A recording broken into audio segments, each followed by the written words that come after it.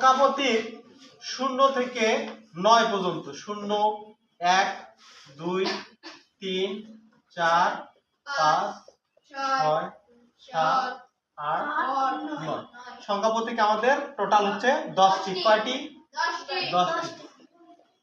তারপরটা আসেন হচ্ছে 1 থেকে 100 পর্যন্ত মৌলিক সংখ্যা আমরা হিসাব করলে বইয়ের মধ্যে কিন্তু সুন্দরভাবে দেওয়া আছে, ক্রস চিহ্নের মাধ্যমে দেওয়া আছে, তাহলে দেওয়া আছে হচ্ছে 25টি।